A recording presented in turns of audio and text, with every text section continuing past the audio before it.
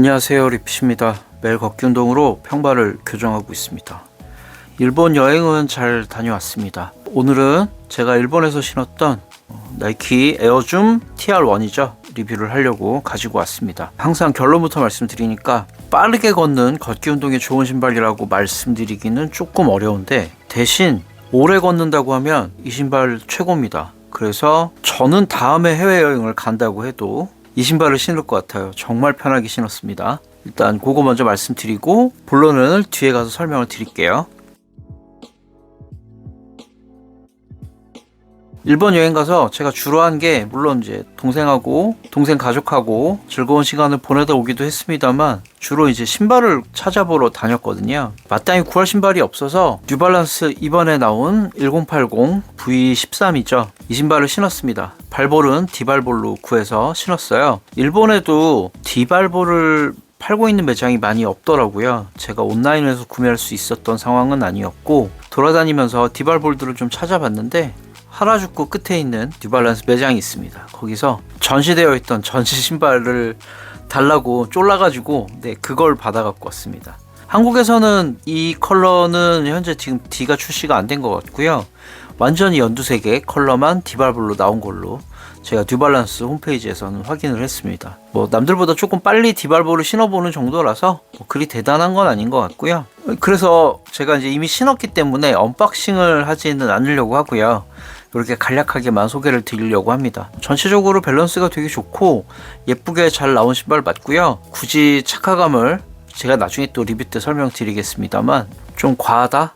클리프톤의 쿠션 느낌보다 조금 더 부드러운데 조금 더 맥스인 느낌. 이 볼륨이 엄청나게 좋거든요. 미리 다 스포일을 해버리면 안 되는데, 제 생각에는 오래 서 있는 분들한테 좋은 신발일 것 같습니다. 대신 저처럼 걷기 운동 위주로 하는 사람들한테는 조금 불편할 수 있어요. 제가 아직 2번밖에 안 신었기 때문에 상세하게 설명드리기는 아직은 좀 섣부른 느낌이 없지 않아 있고요. 발볼이 디발볼이라서 저한테는 잘 맞아서 착화감이나 잠깐 걸었을 때 쿠션감들은 굉장히 좋았습니다. 대신 좀 오래 걷다 보니까 하나둘 지금 문제점이 생겨나고 있어서요. 그걸 좀 정리해서 가지고 오도록 하겠습니다. 30km 걸은 것 치고도 아웃솔의 내구성도 그리 썩 좋은 편은 아닌 것 같습니다. 요건 또 좀 지켜봐야 될 일이고요.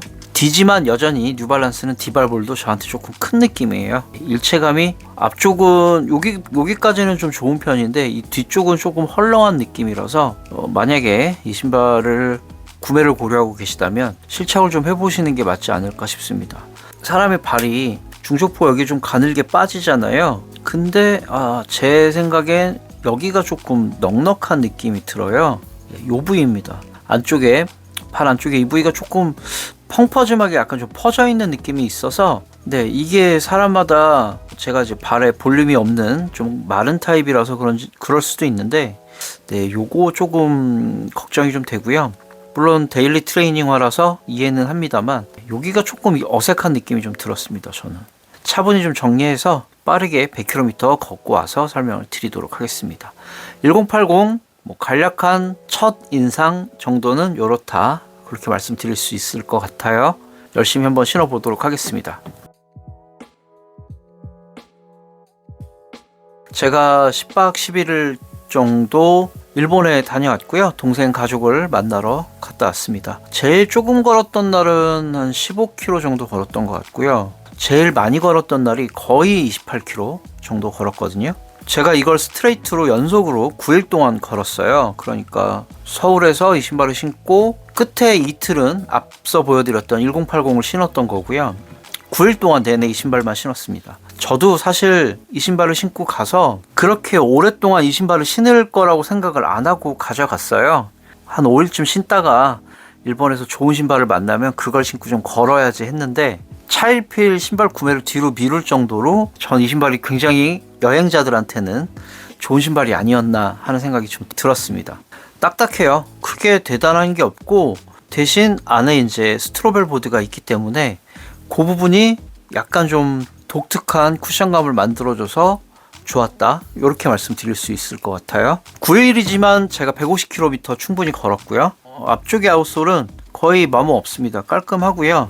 뒤축의 요 바깥쪽 부분, 이 부분은 살짝 이제 마모가 돼서 무늬가 사라지고 있습니다.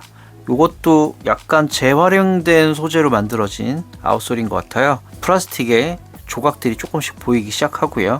오염도 제가 상당히 걱정을 했습니다만 9일 연속으로 신은 것 치고는 크게 오염에도 영향은 없었습니다. 대신 이제 요게 소재 자체가 인조 스웨이드다 보니까 벌써 이렇게 조금씩 접혀나가는 이런 부위들은 생깁니다. 매일매일 데일리로 아침 출퇴근용으로 일상생활용으로 신으셔도 큰 문제 없는 신발일 거란 생각이 듭니다.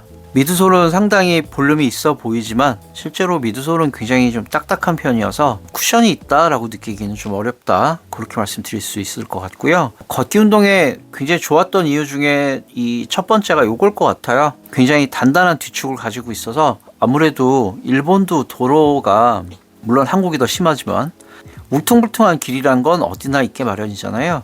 장시간 걷다 보면 사실 일반적인 도로에서는 힘을 좀 빼고 걷다 보니까 몸에 무리가 안 가게 되는데, 진짜로 관절이나 근육이나 인대에 다 무리가 되는 건 사실 계단을 내려가거나요, 아니면 좀 보도블록이 울퉁불퉁한 부분들, 그런 거에 따라서 발목에 부담이 많이 가게 되겠죠. 그런 부분을 확실히 이 단단한 힐 카운터가 잡아줘서 굉장히 안정적으로 신을 수 있게 됐던 것 같습니다. 힐슬립도 전혀 없었어요. 앞쪽에 발등을 고정해주는 이 부분이 발등을 진짜 잘 조여줍니다. 장시간 걷다 보면 사실 발에 피곤한 부분은 발가락이 부딪히는 앞코 영역이나, 아니면 신발끈이 조여지는 발등이나, 아니면 힐슬립 때문에 아킬레스건에 자극이 가거나 이런 부분이 있게 마련이잖아요. 이 신발은 그게 전혀 없었습니다. 진짜 오래 신어도 굉장히 편한 착화감을 가지고 있어서 제가 어지간하면 신발 좋습니다 칭찬 잘 안 하는데, 이 신발은 사실 전체적인 무게 빼고는 지적할 게 전혀 없는 신발이었다는 생각이 듭니다. 꼭 한번 신어보셨으면 좋겠다, 그런 생각이 좀 들었고요. 제가 언박싱에는 설명 안 드렸는데 여기도 이렇게 양쪽이 다 붙어있는 세미 거시통 형식입니다. 일체형으로 딱 되어 있어서 설퍼가 또 돌거나 하지 않게 아주 편하게 고정될 수 있도록 만들어준 그런 신발이었습니다. 에어줌 TR의 언박싱 영상을 보시면 여기가 맨질맨질하게 되어 있는 걸 확인하실 수 있으실 거예요.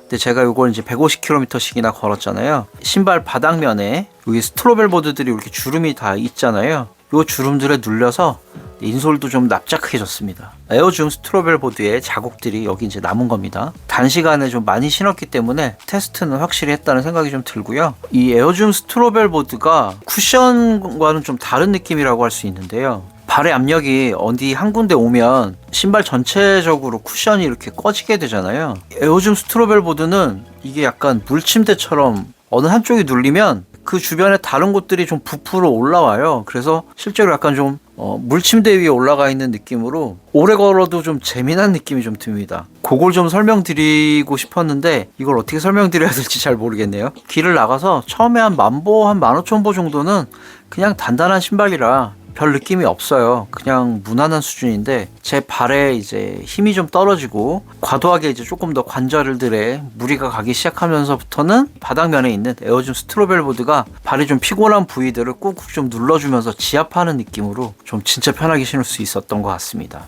제일 많이 걸었던 날은 28km를 걸었다고 말씀드렸잖아요. 일반적인 그냥 쿠셔너를 신고 걸었으면 다음날은 전혀 못 걸었을 거예요. 근데 다음날도 또 그 다음날도 계속 15km 이상씩 꾸준히 걸었습니다. 제가 걸어다닌 여러 관광 코스들은 마치 여행 브이로그처럼 정리해서 한번 올려봐 드리려고 생각은 하고 있습니다.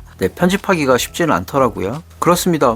오래 리뷰를 해봐야 큰 의미가 없을 것 같고요. 이 신발은 쿠션 평점표에서 가장 단단한 신발이지만 또다시 최상단에 올라가야 할 것 같습니다. 제가 그냥 아무 생각 없이 구매한 신발인데 이 정도의 성능을 보여줄 거라고 생각을 못해서 저도 좀 당황스러워요. 거의 30km 가까이 걷고도 제 발목이 멀쩡한 신발이 몇 없었을 텐데 이 신발이 그걸 해냈다. 저는 굉장히 좋은 신발이라고 생각이 듭니다.